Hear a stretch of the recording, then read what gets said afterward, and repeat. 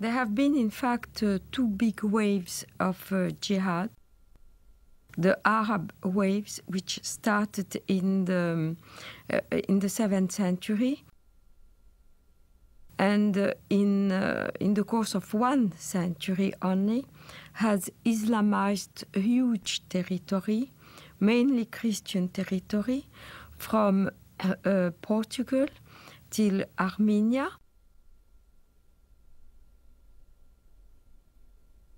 But also Islamized Persia, which was not Christian, mainly Zoroastrian, except for Iraq, which was mainly Christian in the north and Jewish and Christian in the south.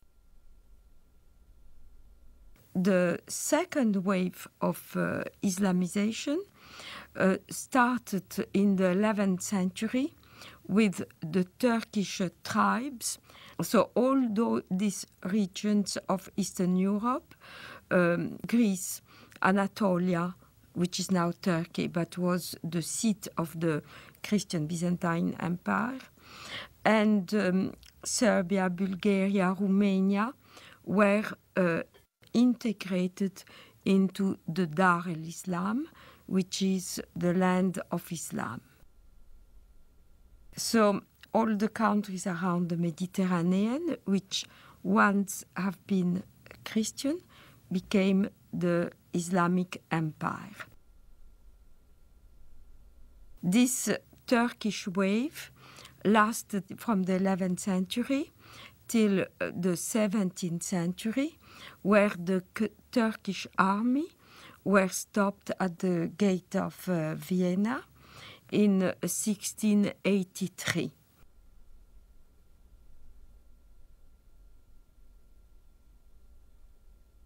The Crusades are not understood in the Muslim world today very differently to the way they are understood in the Western academia and in the discourse of the Western elite class.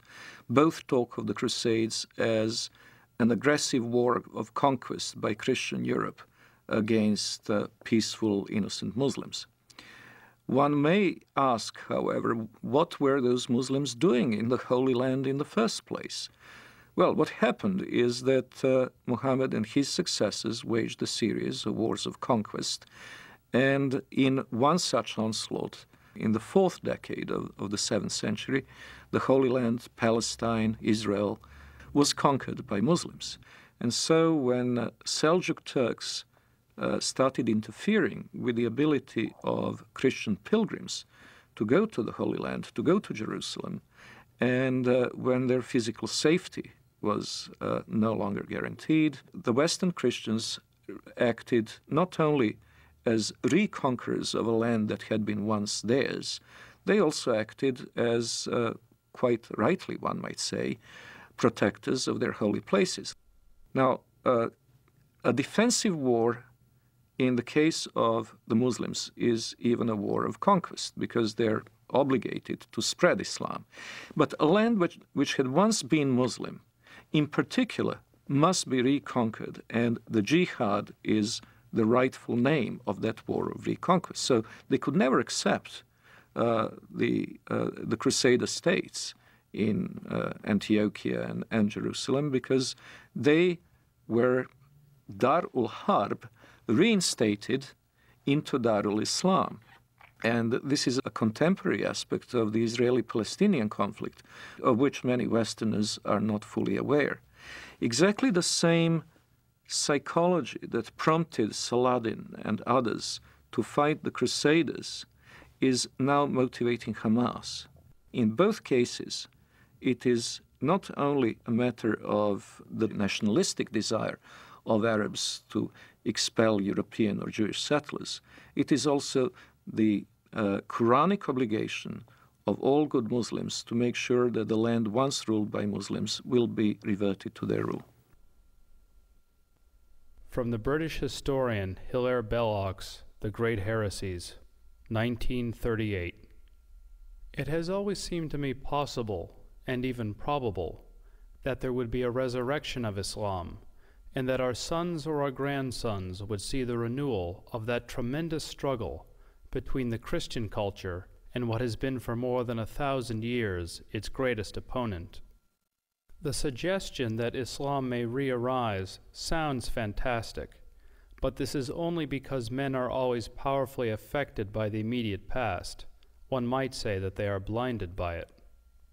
But not so very long ago, less than 100 years before the Declaration of Independence, Vienna was almost taken, and only saved by the Christian army under the command of the King of Poland, on a date that ought to be among the most famous in history. September 11th, 1683.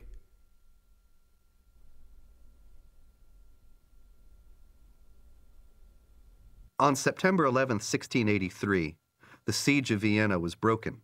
That was the high point of Islamic jihad expansion into Europe. After that, Islam went into decline, and the Islamic world was colonized and in a drastically weakened state. It seems very likely, almost certain as far as I'm concerned, that Osama bin Laden chose September 11th in 2001 to signal that the decline of the Islamic world was over and that the jihadists were back and were going to pick up where they left off in Vienna in 1683. If we look at the tectonic plates between Islamic world and non-Islamic world today, we notice something very interesting, that even very diverse Muslim societies, which cannot be easily branded under one civilizational label, have something in common, and it is the tendency to be in conflict with their neighbors.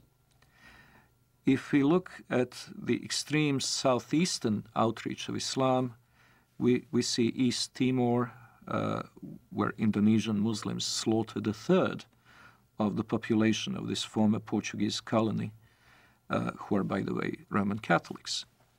In southern Philippines, we see an extremely violent Islamic rebellion, which has been simmering and becoming more or less violent for years.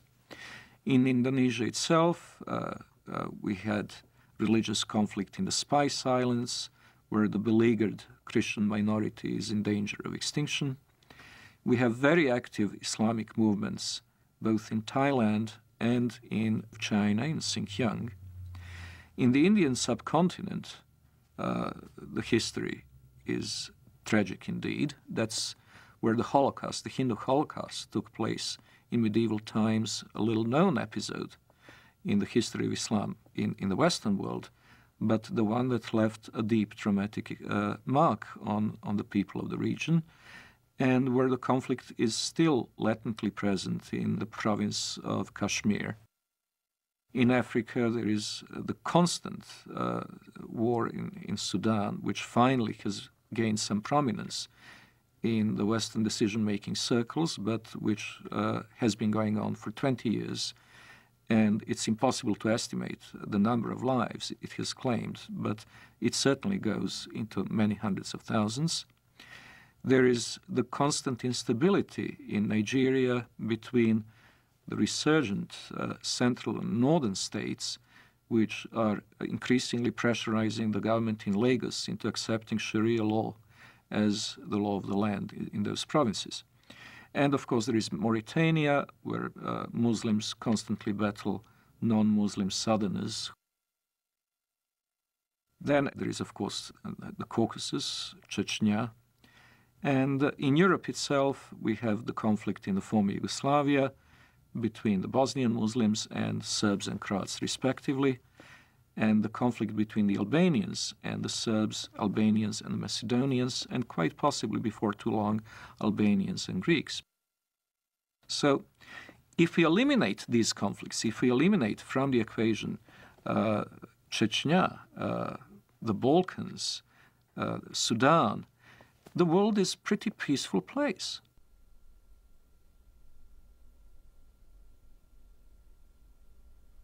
If we eliminate from the terrorist equation, terrorist acts carried out by the Muslims over the past 5 years, we would come to realize that the war on terror is unnecessary because terror is not a very big problem.